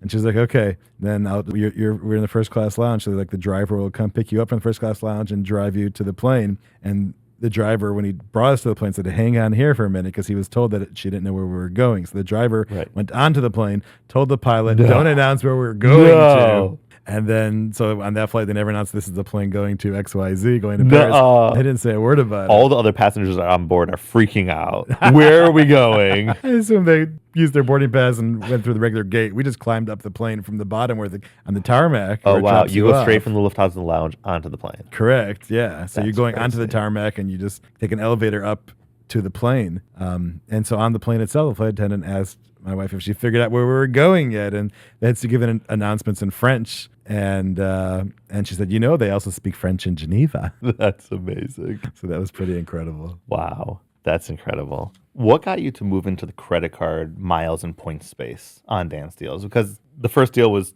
not that. So what got you to shift into that? Like I said, I always loved to travel. When I was in yeshiva, I was always involved with chartering planes for the whole yeshiva to go on a trip to New York. Stuff like that. Sure. And like I said, I used to fly home with 14 stops, or I would. American Airlines had this promotion where if you flew twice between New York and Florida or California, you got a free ticket to fly anywhere in the world. And yeah, so those redemptions were just so exciting at that time, and I just got really involved and passionate in finding the best ways to use them, the best ways to earn them. Sure. And so naturally, the easiest way to earn miles was opening credit cards. And at the time, you could open up pretty much an unlimited number of credit cards. Around what year was that? Was that before the crash in 2008? Yeah, far before then. I mean, I first got into miles on a large scale, probably with the eBay Anything points, where you could earn eBay points for selling things on eBay. So I would sell things to myself on eBay, which is probably against the rules. But I would generate hundreds of thousands and eventually got over 1 million points that I transferred from eBay. And how old were you then? Over to Cathay Pacific. This is probably 2000, 2001, 2002-ish. So I was maybe 17 or 18. Okay. And when I cracked my first 1 million points with Cathay Pacific, transferring over from eBay points. So you had 1 million miles before you were 18. Yeah. And so then it's just an addiction. How do you get more miles? And credit cards was just the easy way to do it. Right. And the blog has always been very much so a blog. DansDeals is a blog, and it's what interests you, what interests me. Exactly. And that's what we share. Yeah. So write about how to earn those miles. And eventually, you could earn a lot of miles opening credit cards. So I just kept writing about what I was doing, which is opening hundreds of credit cards and earning tens of millions of miles. On the forums, we talk about a lot of stuff that we don't talk about on DansDeals.com. Is there a line, a threshold that you won't cross on DansDeals when it comes to topics you talk about? Again, it has to be scalable to be on the main DansDeals site. It has to be something that's worthwhile for hundreds of thousands of readers. I don't even mean deals. See. I mean politics, religion, when is next Wednesday? Hot topic on DDF. Nothing's as controversial as when is next Wednesday. No, not even the Caesar salad at Tabernacle is that controversial. Because if it's Thursday, when is next Wednesday? Is that this Wednesday or is that next Wednesday? No, it's next Wednesday. Next Wednesday, it might be this Wednesday. This Wednesday might be a week after next Wednesday. Well, this Wednesday. He's crazy. It's next Wednesday. I think we try to shy away from politics more on the DansDeals main site, but on DDF, people can let. That's like a corporate decision, like any company. Yeah. All right, very cool. How much money do you think you've saved over the past 20 years? And also, how much money can someone expect to make or value attained through getting into credit cards that is not involved in credit cards? I mean, saved is kind of relative. Value attained, right? Like you took a $10,000 flight. Let's call that $10,000. Right. How much have you gotten? I mean, for sure, I've flown on millions of dollars of flights. Millions of dollars. Yeah. I mean, but that's easy because a first class flight. That it's easy. No. I mean, just to hit that level. I mean, when you redeem for a first class ticket on ANA, that costs $30,000. Sure. And you could use 70,000 Virgin Atlantic points you transferred over from 50,000 bank points. Right. With a transfer bonus. And you got two-player mode. Yeah, and you got in 4 kids. You're opening up credit cards in your own name and your wife's name, and you rack up the miles. Right. And it's not. I remember not you hard. were on my favorite airline, JJ, and you had a literal couch in first class, just you guys. We had the entire cabin, so we redeemed 500,000 U.S. Airways miles for the entire TAM, which is the airline code, was JJ. Their first class cabin was 4 seats, basically in a living room configuration, very similar to what Air France has today, but it's very hard to redeem miles for Air France first class. You have to be an elite member in Air France, or you could use hybrid points. So what would that have cost monetary to book an entire first class cabin? Oh, tens of thousands of dollars, easily. Right. But we booked it round trip for 500,000 U.S. Airways miles. Crazy outsized values. And yeah, it was unbelievable to have the whole cabin just for, at the time we had 2 kids, and for us to be able just to have the whole cabin, not have to worry if the kids cry. It doesn't matter. We are the entire cabin. Right. So it was like flying private, but on a jumbo jet down to Sao Paulo. It was Unbelievable. They even picked us up. We stayed at the W South Beach. They picked us up in limousines from the W and drove us to Miami Airport and escorted us to the lounge and to the plane. So it was really an incredible experience. That's what you were talking about before. That's the service you find outside of America. It just doesn't exist here. Correct. It's incredible. And I remember the World Series. You got the first pitch of Game 7 of the World Series, and they sold that at auction. Yeah. And it sold for $500,000. $500,000. So what I used 1 million miles for, and you think of a mile as being worth, it's like 1% cash back, so it's like 1 cent each. Right. So for that to be worth $500,000, yeah, 50 cents a mile. 50 cents a mile is an incredible value for your miles. Like if every mile that I had was worth 50 cents. Right. I mean, right there, you made $1 million. You made $500,000. Right. So I didn't make it, and I didn't save it because I wouldn't have spent it. Granted. But you attain a value of $5,000. I could live with that. I think this ties back into it being just a great hobby. People have hobbies that cost them money. We have a hobby that is allowing us to travel the world for free and getting experiences. And fill up passports full of awesome stamps. I'm going to be sad when they get rid of passport stamps. I think Europe is on its way out of removing all passport stamps. But They're just digitally, they know who you are, facial recognition. They exactly. Don't need but we want to look stamps. back at these stamps and see the places we've gone and stamps from everywhere from Antarctica to we went to Falkland Egypt Islands, together for the stamp. Exactly. I have that in this passport. That's a cool stamp, actually. Yeah. Palau's little jellyfish stamp here. I mean, it's something special to be able to look through that. I'm going to feel a little sad. Yeah. I think anyone from our generation is going to miss passport stamps. Yeah. So how much can someone expect to make off credit cards that is not involved in it at all, but is open to getting involved in it? I mean, don't think of it as how much you could make, but, again, how much will you enjoy having those miles? What kind of trips could we be able to take that you wouldn't be able to afford otherwise? Life experiences.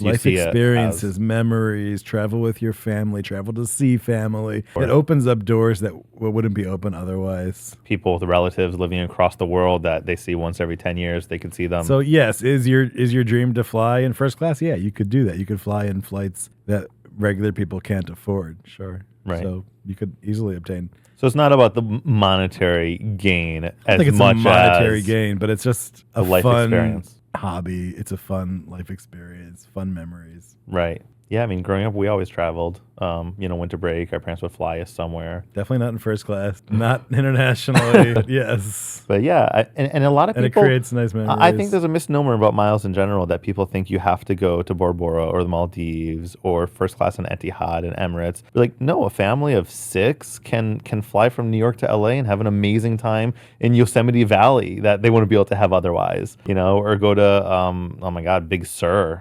The hotels there are just unbelievable. I love Big Sur.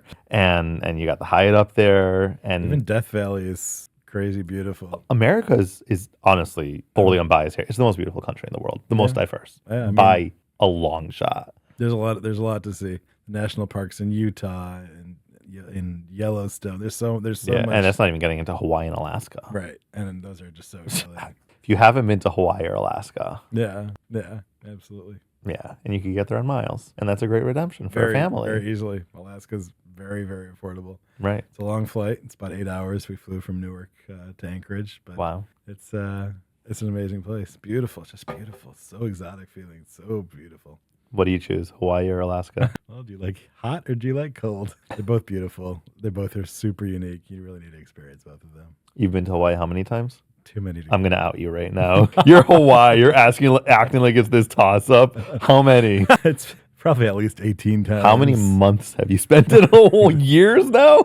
Well, my first trip there was in 2006. Okay. Again, I was in the smicha program in Los Angeles, and there was a deal to fly to Hawaii for $80 round trip, including the hotel, including a car rental, including the airfare. Stop it. My chavrus and I were like, well, we're going to Hawaii for Purim. I forgot to realize when we were flying the Tainus Esther is that the fast gets a couple hours longer when you fly in that direction. Wow, so like 3 hours longer. We had a nice long fast for Tainus Esther there, but we brought food for the shliach from Los Angeles to Hawaii. Yeah, that's something you do a lot, right? I know I try to do it. I always try to bring food for shluchim wherever we go. I ask them what they need. So when we went to Kyoto last year, I asked the shliach, what is it that your kids might want? And he's like, oh, my kids have actually never had any dairy because they keep Chalav Yisrael and there is no dairy. It's a concept that doesn't exist in America. No, they've never had yogurt. They've never had cream cheese. And so we brought them, and their kids are going crazy over it. They're so happy. They kept thanking me. That must feel amazing. That's awesome. So I had that, and that's in the polar bear bag, and brought them a bunch of,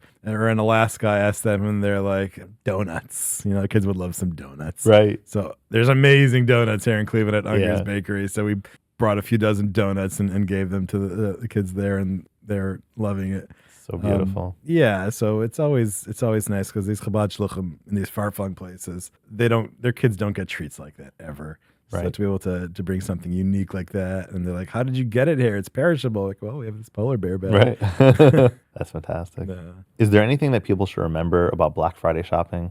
Black Friday shopping, it used to be like all in store. You'd have these crazy lines outside Best Buy, but nowadays, really, Amazon has taken over, I think, from the brick and mortar stores. And in general for retail. Right. The brick and mortar stores aren't willing to take those losses like they used to. The mail-in rebates that they used to have don't exist anymore. Kohl's does. Yeah, but not the same level where I was going to Best Buy and getting free phones out the door, a Right. rebate. Like it was crazy what they were doing it for years around the Right. turn of the century. Really nowadays with Amazon, you just look at Dan's Walmart. Deals. You follow Walmart. Dan's Deals notifications, and you'll get the $94, cameras that should cost $1,000. Oh yeah.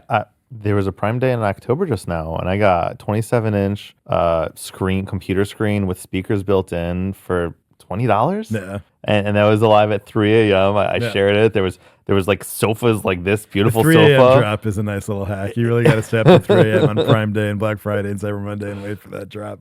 Yeah, I mean, it's once every few years it happens, Right. and it's alive for an hour. Yeah. But yeah, I mean, there were some beautiful leather sofas for like $200, like $2,000 sofas Yeah. just a few weeks ago.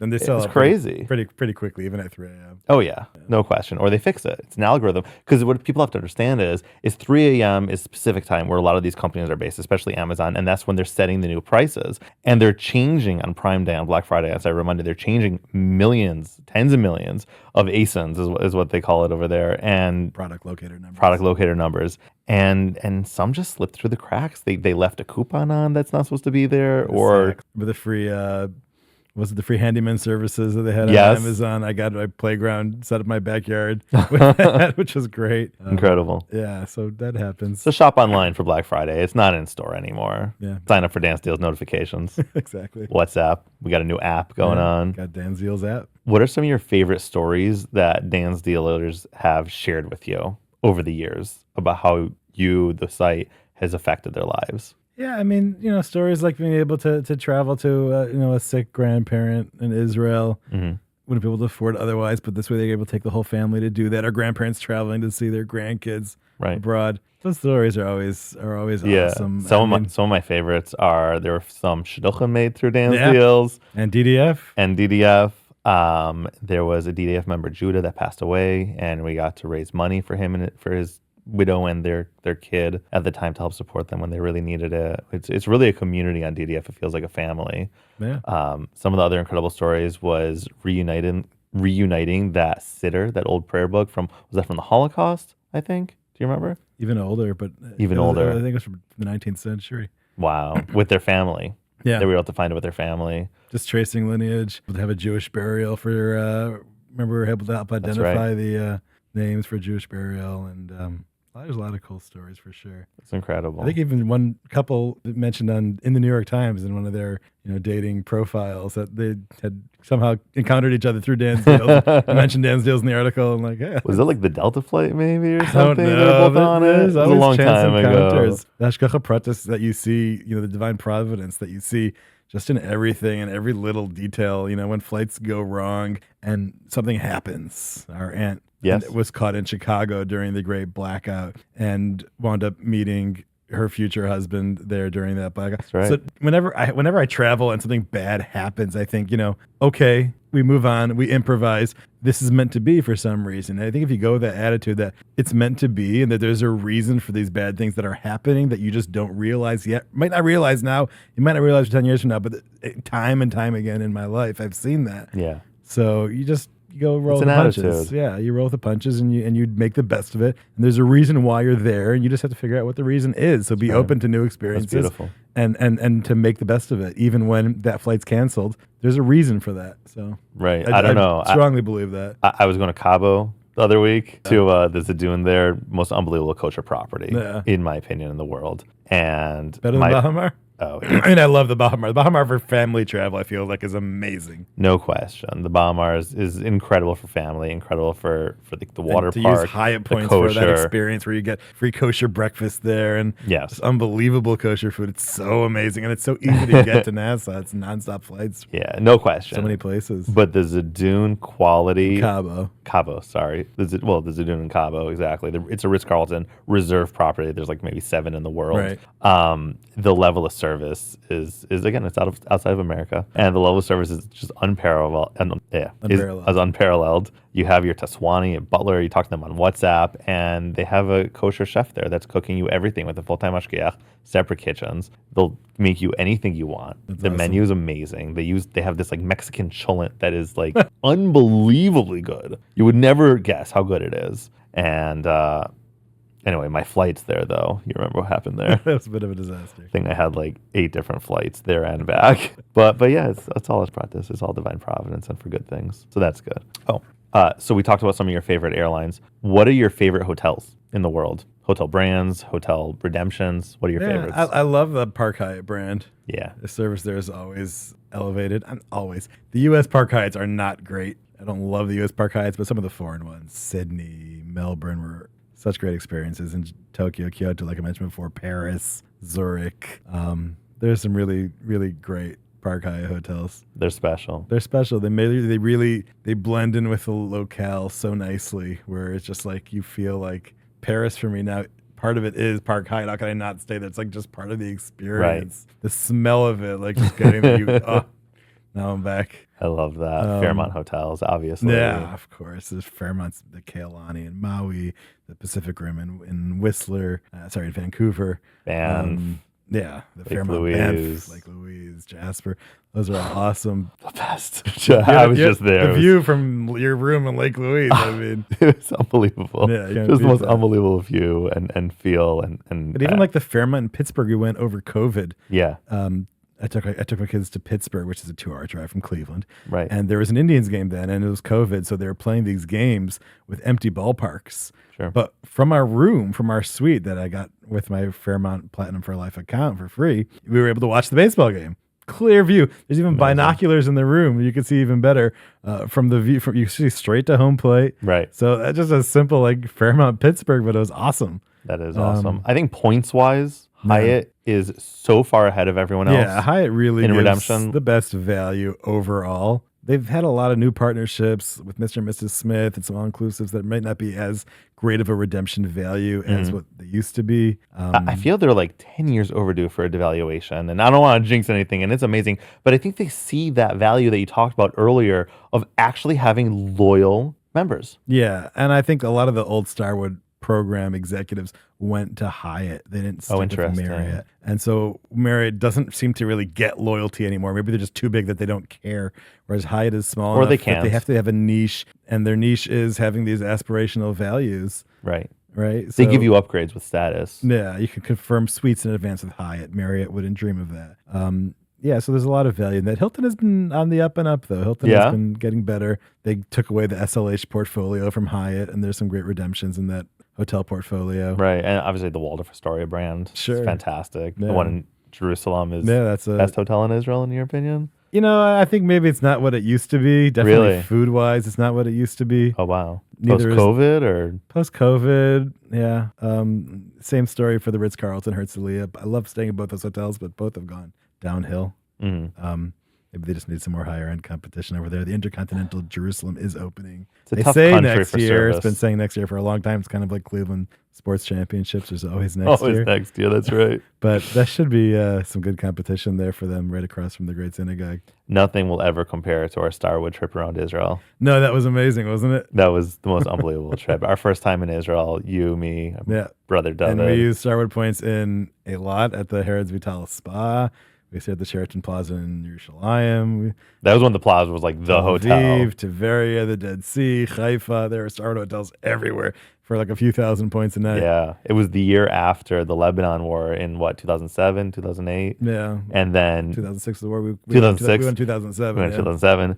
And they set the evaluations of the hotels, what it's going to cost the year prior. Right. And they didn't change it. No. So, and it was based on capacity. Yeah. So the hotels were totally empty.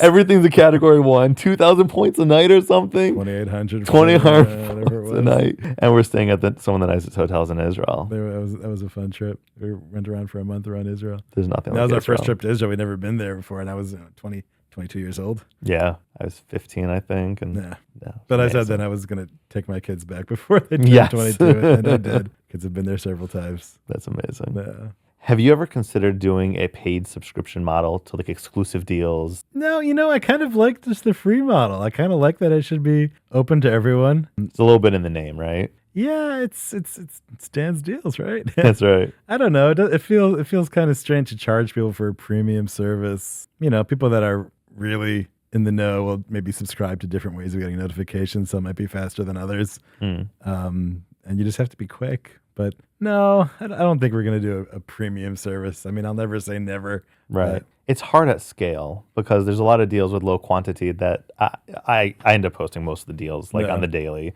Well, I think that's a wrap. Thank you for joining us. Yeah. Thank you, Dan, for everything you do for everyone. And thank you personally for me. And happy 20th birthday to DansDeals and happy 40th to you. Thank you, JJ. And how long has it been for you at DansDeals now? Oh, gosh, 11 or 12 years. Awesome. Yeah. Well, we'll have to redo this for your 20th. And thank you to all the readers. Really, it's all possible because of you guys and your clicks and support and visiting the website. And it means the world to us. And when you share what you're able to get, we're able to gain, it's really why we do this. All right. I guess that's a wrap. Till next time. Until next time. Have a good night, everybody. Good night.